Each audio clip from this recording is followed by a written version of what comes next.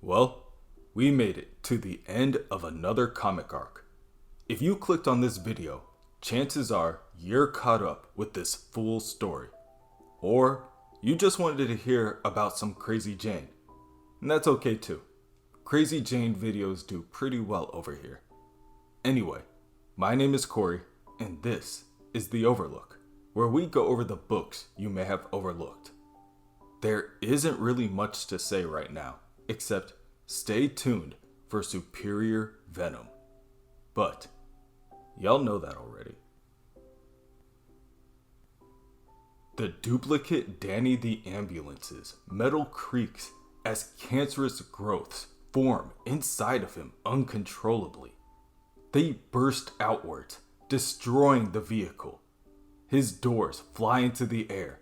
His tires roll away. His framework begins to shatter. And the growth keeps growing. Casey and Robot Man just stand there, speechless. Finally, Robot Man tells Casey, "We gotta go." At that moment, Larry Trainer groans himself awake, explaining, "I just had the weirdest death. Tell me about it in the ambulance. We're getting out of here." Everyone shuffles into the present day Danny, and Casey jumps into the driver's seat. Through a cloud of static, Danny tells the heroes, "Get everyone inside Dannyland. Too dangerous. Must break free from the timeline. Only way survive faster than you've gone before." Casey throws on her mask and turns on the psycho gas. "Are you okay? You don't sound right." "Something's broken inside me. Weaker than before. Too much birth. Something wrong. Don't know if we'll make it." Casey stomps down on the pedal and the Doom Patrol soar out of the space station. The overgrowth of innards spreads through the room and into the next corridor, consuming every Vectran guard in its wake. Over the intercoms, one of the Vectran High Commanders yells out, "Warning! Hull breach! Organic matter overtaking systems. Expected core damage fatal. Breach net. Barely holding. Evacuation unlikely." Outside, Danny the Ambulance is rocketing through space. Danny warns Casey that they need to go faster. Casey tells him, "I'm going as fast as I can. I feel like you're coming apart." At that moment, the team is hit by the duplicate Danny and the counterfeit Casey. The counterfeit Casey grits her teeth behind the steering wheel and rams her vehicle back into Danny again and again in an attempt to break the ambulance apart. Casey attempts to distance herself from her counterpart, but they are caught in Earth's gravity. Casey's counterpart rams them again, and the two ambulances begin to spiral down to the ground, breaking apart as they enter the planet's atmosphere.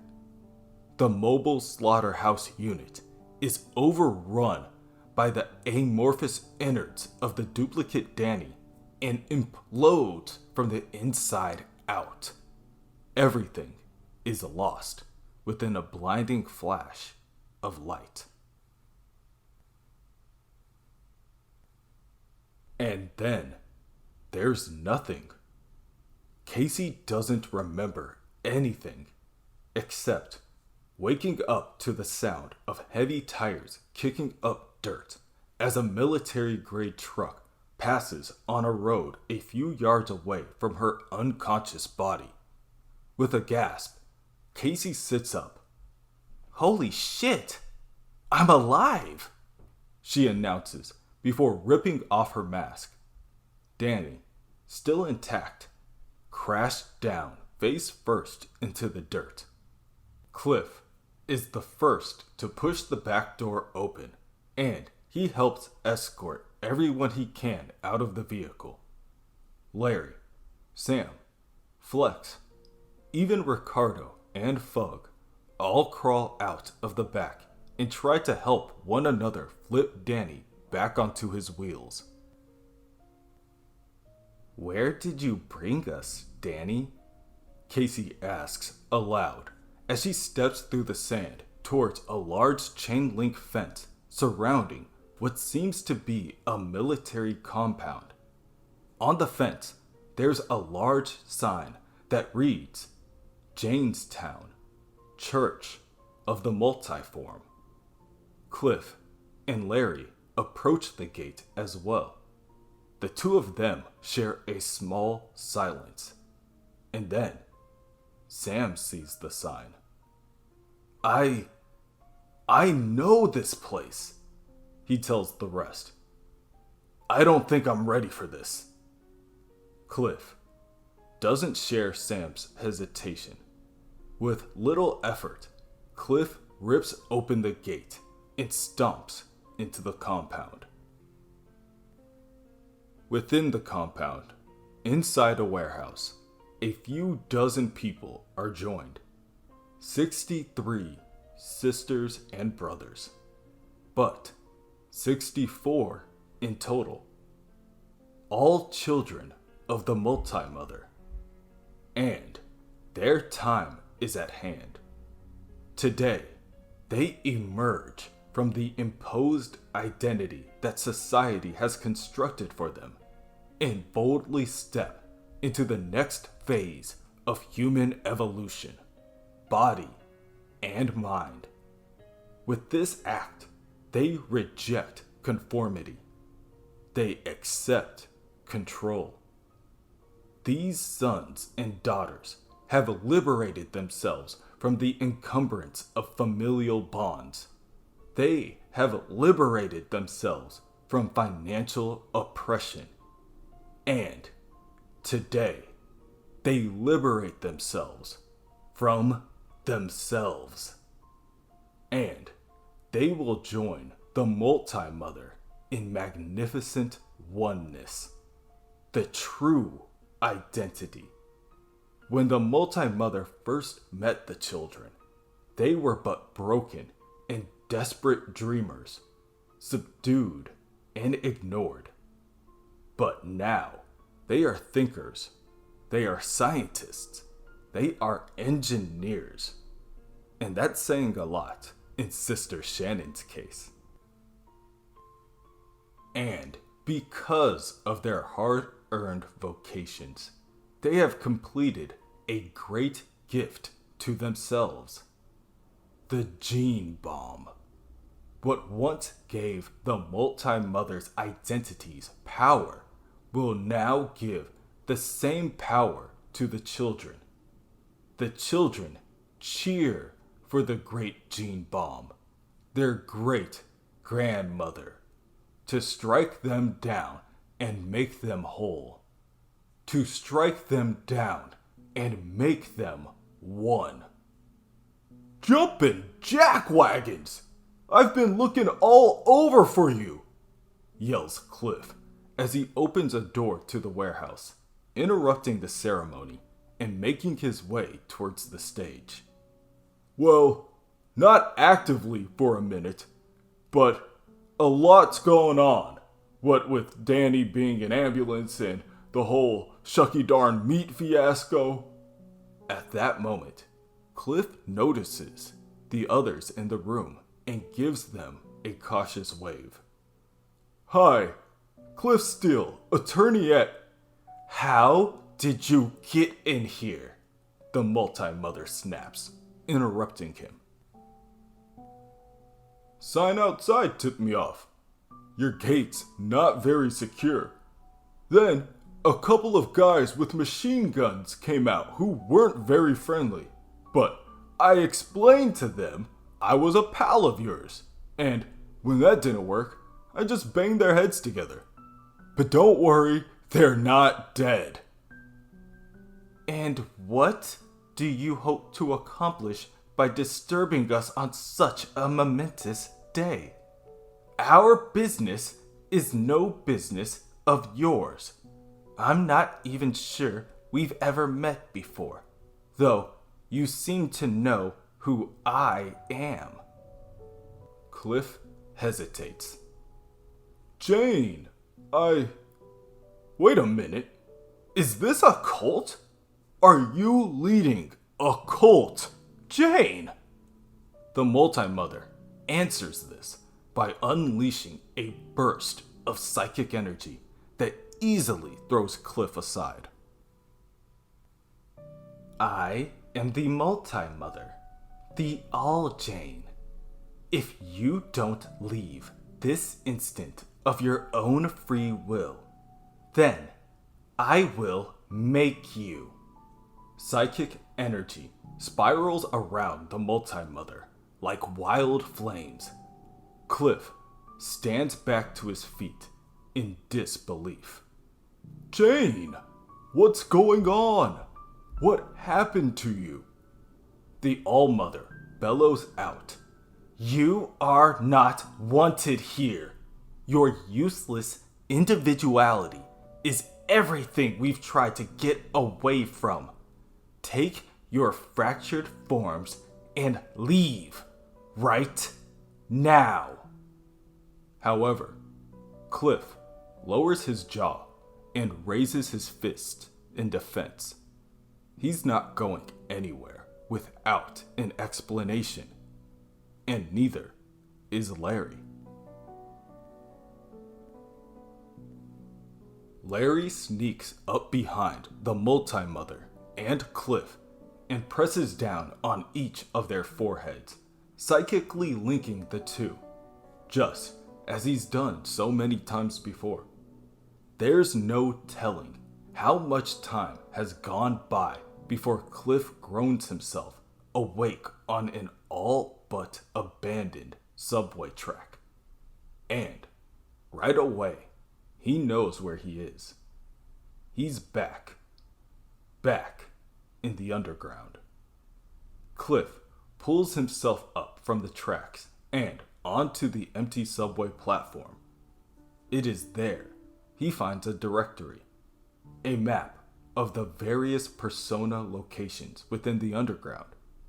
But for some reason, each location is marked Dr. H. Well, this is different than last time, Cliff comments. Then, the screeching of metal fills the subway as a train approaches, but it doesn't appear to be slowing down at all. Cliff steps forward towards the tracks, hoping to find Driver 8, or anyone else who can help him find out where Jane is. The train continues to speed by. Luckily, Jane is on board, and she's been looking for Cliff as well. Back in the real world, the children of the multi-mother are becoming irate. They stand to their feet and circle the Doom Patrol, demanding that they step away from Jane. Casey is able to ward them off with small blasts of energy, but she doesn't actually want to hurt the innocent people. Larry, things are getting hairy over here. Larry, who is still focused on keeping the connection between Cliff and Jane, responds, "Keep them back, Casey. I'm creating a circuit between them that allows Cliff inside her mind, and if I'm forced to break the connection suddenly, they could both end up brain dead." The children of the multi-mother continue to swarm and start grabbing onto Casey. This results in Sam stepping forward, and he orders the jumpsuit wearing weirdos to back off. You all get away from my friend right now. Sam? Calls out a voice from the back of the group. Valerie? Sam, what are you doing here? You and your people need to leave this place. Valerie, I know you felt empty. I know I took you for granted, but you need to come home to us. Lucius needs his mother. I need you, Valerie. I'm sorry, Sam, but that's not possible. Today is an important day. We are about to receive a great gift. The gift of oneness. The gene bomb will fall on us any minute. Within the underground, Cliff and Jane take a seat next to each other. Cliff, what are you doing here?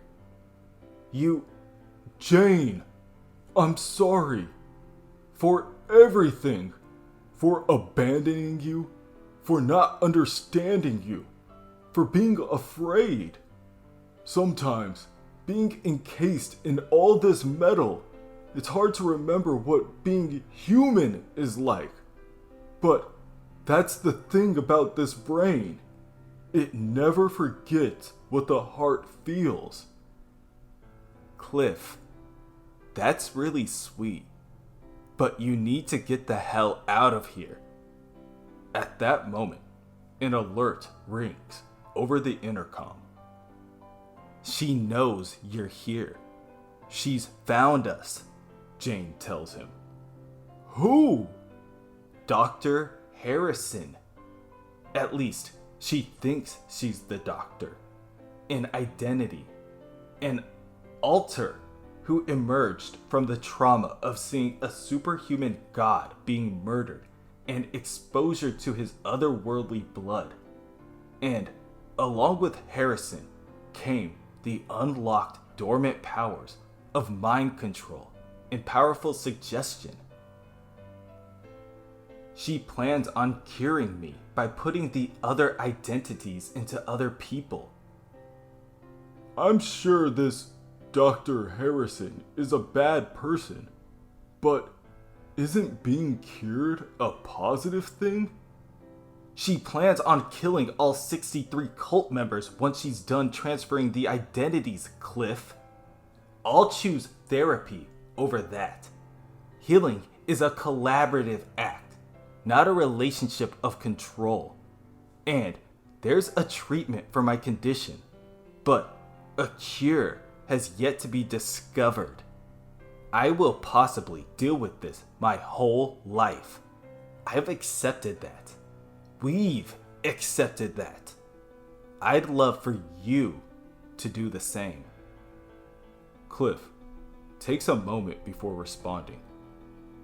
You got it, Jane.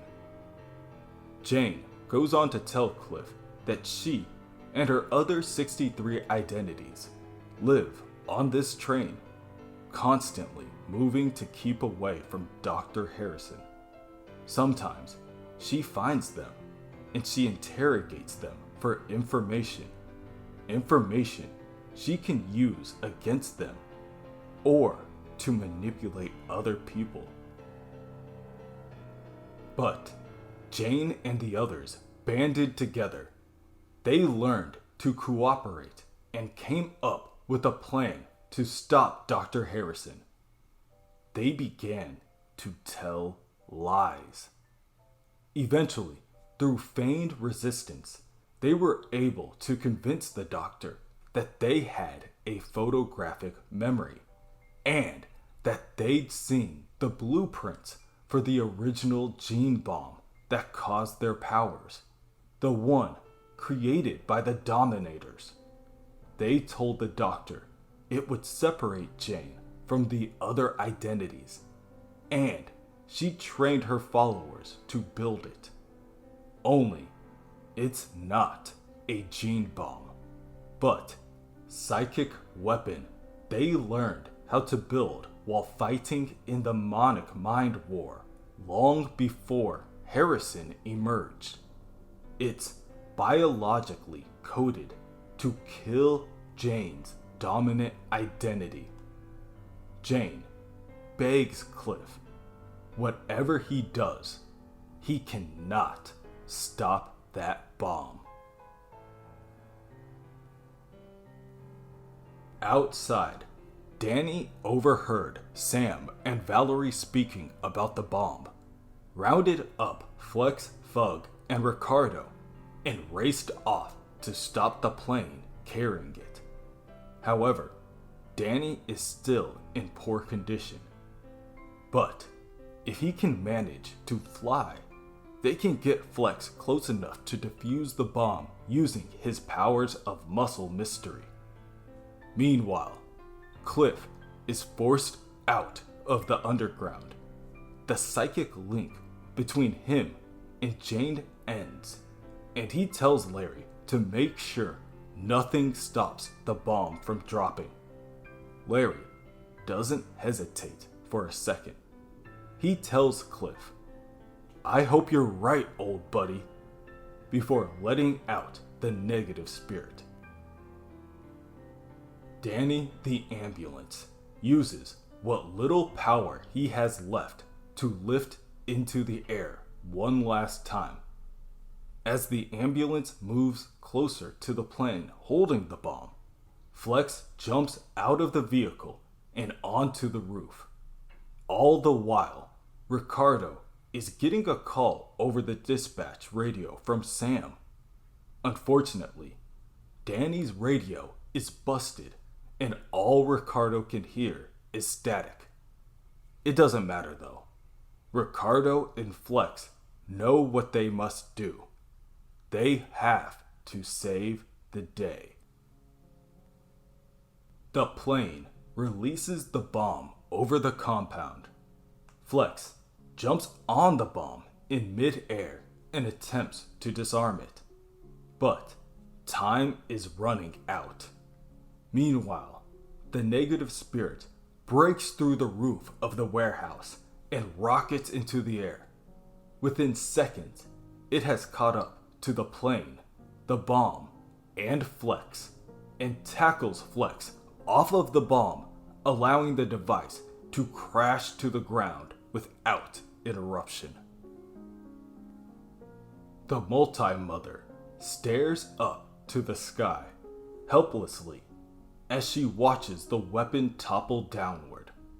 Almost an instant after it hits, the psychic force unleashed consumes the area, tearing the doctor from Jane and destroying her, both freeing Jane and all the men and women under the doctor's control in the process. "Cliff," Jane begins. "She's gone. Harrison is gone." Cliff smiles. He's still unsure if what the doctor wanted was necessarily a bad thing. But he does know one thing. "I'm glad you're with us again, Jane," he tells her. And that's it. That's what it's all about. Friends help you write the fiction you want to be by looking in your heart and seeing the truth inside. Lonely in a crowded room with the music pulsing, or above the clouds with the jet stream at your back. When the sun comes up and the sirens fade, you pick each other up and you make each other new. You start again and you don't know where you're heading, but together, you know you'll get there fast.